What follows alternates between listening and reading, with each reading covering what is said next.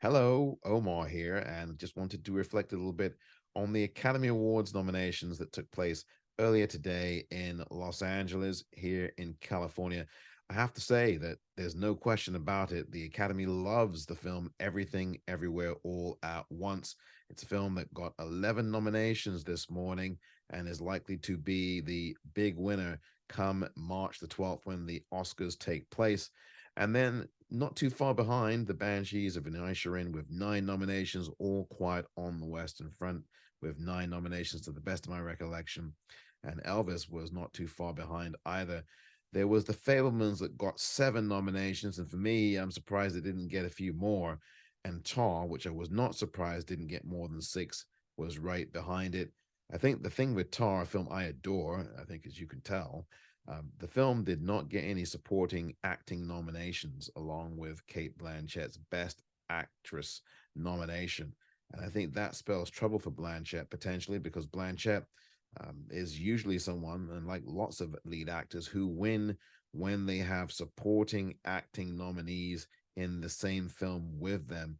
And that did not happen for Blanchett today because no one in the acting categories in a supporting basis from Tar were nominated. No Julian Glover, no Nina Hoss, and no Naomi Merlon.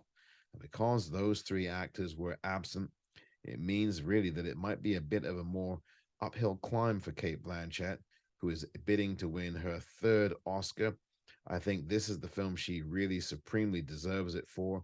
Not that she didn't deserve it for Blue Jasmine, she certainly did. The Aviator was years before that, but it is difficult to win these Oscars generally in a leading role when you don't have supporting nominees from your film with you in the acting categories. Now, there are some exceptions to this. Most recently, Meryl Streep won an Oscar for playing Margaret Thatcher in The Iron Lady. There was not a nominee in the supporting acting categories from that film. And prior to that, I think of another exception to the rule, and that was Adrian Brody winning for The Pianist back in 2003 when there was no supporting acting category there from his film, and he won Best Actor for that. So there are some exceptions to this, but I think it's going to be a very difficult climb now for Kate Blanchett since Michelle Yeoh, who was nominated for Best Actress for Everything Everywhere All at Once today, has 3 supporting category actors from the same film that she is in.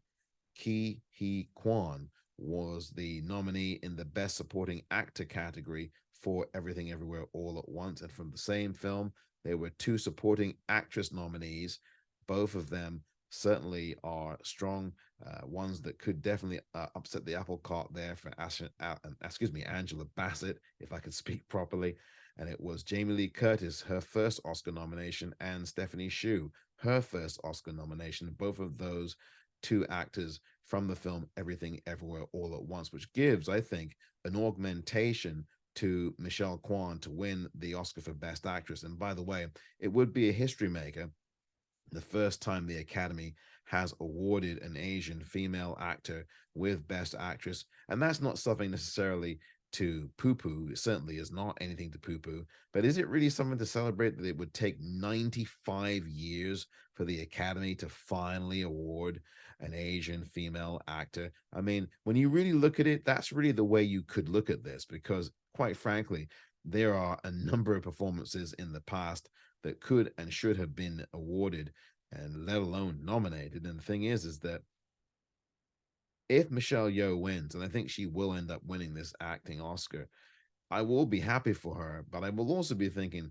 how has it taken an Academy 95 years to give a Best Acting Oscar to a female actor? In fact, there's not been an Asian winner in the lead acting categories ever. This would be the first time if Michelle Yeoh wins.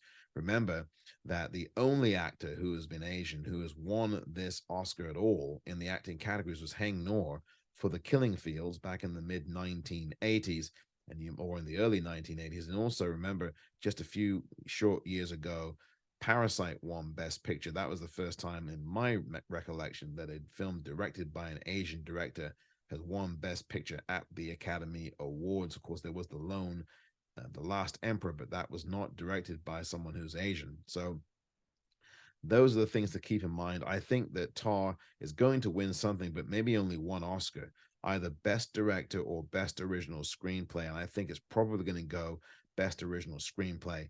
And I say that for Todd Field. It was an astounding screenplay. But I think the Academy really soured on Tar, and really regretfully so, because I think that Tar is the best film by far of 2022. No reason why this film shouldn't have done better at the box office.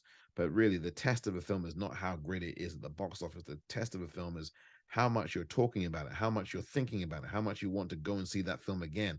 And this particular film right here would certainly fit that bill. I've seen the film so many times now, I can't even remember how many times I've seen it. But Tar is a spectacle and a half indeed. And by the way, I have a podcast about this called Tar Talk. I think you might be familiar with that. Perhaps it's on numerous podcasting platforms. But I want to also cut my view to people who were left off the Oscars today in the nominations. And that would be Danielle Deadwyler. That would be Viola Davis. That would be Dolly De Leon. And let's start with Viola Davis for The Woman King. Best Actress. Clearly should have been on the list. One of the best performances she's given on the big screen. And I do think that she was absolutely pushed aside here by a lot of the Academy, who are largely older white men who I don't think saw the value of what Viola Davis brought to the big screen. I can say the same thing about the way they may have approached Danielle Deadwyler, because anyone watching Till, whether you liked the movie or whether you didn't, cannot help but be mesmerized by the kind of performance that Danielle Deadwyler gave. It was astounding work. She was portraying Mamie Till Mobley, pardon me, and I really do believe that she got robbed of an Oscar nomination this morning. Fantastic work from Danielle Deadwyler, and neither Davis nor Deadwyler were nominated by the Academy today. And that's a really disgraceful thing from the Academy to do this. But it's not surprising given the track record, as I've alluded to earlier, of the Academy when it's talking about nominating Black women, particularly for Best Actress or Best Supporting Actress.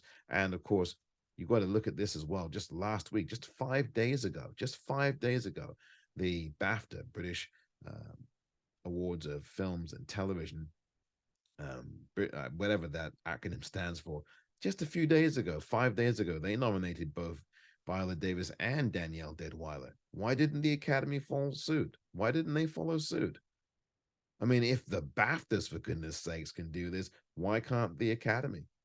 Very, very strange stuff. But, again, Black actors and Black filmmakers are not getting recognized, not even consistently enough. And even though there were two Black performers today that got nominated, Angela Bassett for Black Panther Wakanda Forever, and Brian Tyree Henry for Causeway in the supporting actor role, just because you have two people, that doesn't mitigate or override the main point that we are making, which is that Black actors and Black filmmakers were largely ignored by the Academy this morning.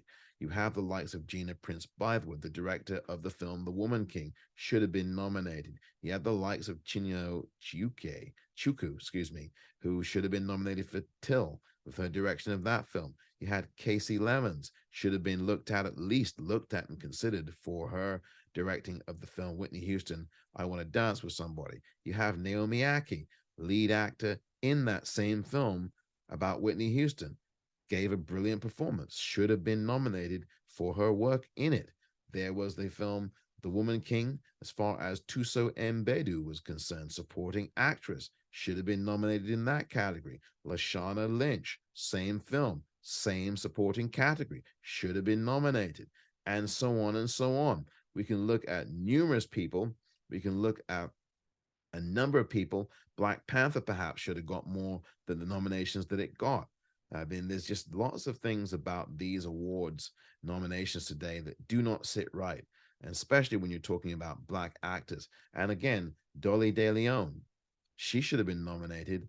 A brown woman should have been nominated for Triangle of Sadness in the supporting role. She was the most important character in that film. She played the most important character in that whole film, which I didn't think was a film that was any good anyway. I didn't think it was that particularly good in any stretch of the imagination. But Dolly De Leon was the most important part of that film. She should have been nominated.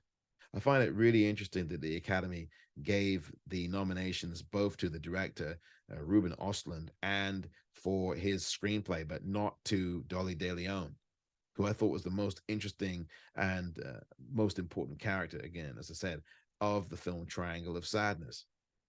It's a complete whitewash in a way, and it's also an erasure of really important acting performances.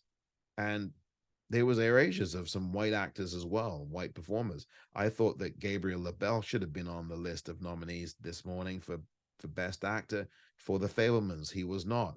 I thought that Paul Dano should have been in the supporting category for The Fabelmans. He was not.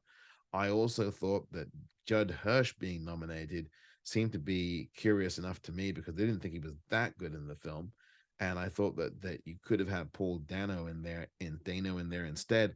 And then I look at things like Avatar. I was surprised that James Cameron didn't get a Best Directing nomination for Avatar: The Way of Water. Surprised there. I was also surprised that the film The Banshees of Inisherin did not get nominated for cinematography or production design. Very strange. Felt the same way about Batman. The Batman should have been nominated for production design. It was staggering work. And I also thought that it could have been nominated and should have been nominated for cinematography. So there are some additional snubs that I look at kind of going like, why on earth was those snubbed? And then in some of the inclusions were some of the ones that I thought, interesting, but again, you're never going to have everything nominated. There's always going to be a few that get left off. But my goodness me, there was so many performances, particularly by Black performers, Black actors, who I think should have been considered. I definitely think that Gabrielle Union should have been considered for her work in the film The Inspection. And there was so many other works. I thought Janelle Monáe should have been considered for her work in the film Glass Onion, A Knives Out Mystery. I thought that there were others should have been given some real consideration and should have appeared. Tamara Tooney in the film Whitney Houston, I Want to Dance with Somebody. Clark Peters in the film Whitney Houston, I Want to Dance with Somebody. Stanley Tucci in the film Whitney Houston, I Want to Dance with Somebody. And I can go on and on and on. Jalen Hall in Till in the supporting role should have been in there. There's so many people. A very strong year for actors, particularly Black female actors, but yet they're not reflected by and large in what we saw in the nominations this morning from the Academy Awards, from the Academy in law at large. And so we'll see how things shape up on March the 12th. I definitely think there are going to be some films that end up doing very well, like Everything Everywhere All at Once.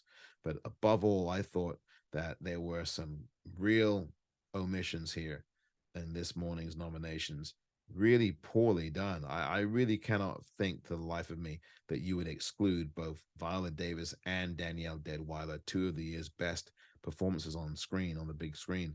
But again, when you don't have a robust number of Black people in your organization and you don't have a significant amount of people who are Black in your organization, and you have mostly 90% of white men, older white men, 90% of your organization is white, and lots of it 90+% male, this is what you're going to get.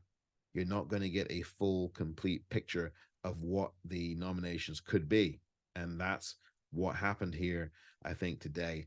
And certainly there are lots of other people I could mention who have been left off of a list. I mean, there was no way that Will Smith was going to get nominated, but his performance in Emancipation was excellent. You could look at Antoine Fuqua as well for that film. He directed it. That should have been a consideration for the Academy. Certainly should have appeared. There's nothing wrong with that film on there. Gina Prince Bythewood should have been on there for Best Director for The Woman King. I think I may have mentioned that earlier. If I haven't, here you go. And also, you can look at Robert Richardson's cinematography in that same film, Emancipation, I should say. That didn't get looked at either. Very, very strange today. Very strange indeed. And, I was actually surprised that Olivia Colman didn't make it on the list for Best Actress for the film Empire of Light. I thought that she was going to get nominated. Now, for me, it's not the favorite performance I would have picked, but it didn't get on there. Emma Thompson didn't get on there either for the film Good Luck Leo Grand. Did not. I thought that she might have a chance, but she didn't get on. Didn't get in there at all. Michael Ward for Empire of Light, supporting role. didn't get in there. He did get in the BAFTAs, but not in the Oscars. So very, very strange from the Academy, but not strange that we haven't seen this before because they do this every single year. Don't forget to follow the podcast Tar Talk, which is available across all platforms, wherever you get your podcasts, and the Popcorn Reel Film Podcast as well. Follow on Twitter at the Popcorn REEL. And I write on Medium here and there now and again. more sf.medium.com, or if you prefer, medium.com/@omore. That's OMOORE SF. And there's the Popcorn Reel website, popcornreel.com.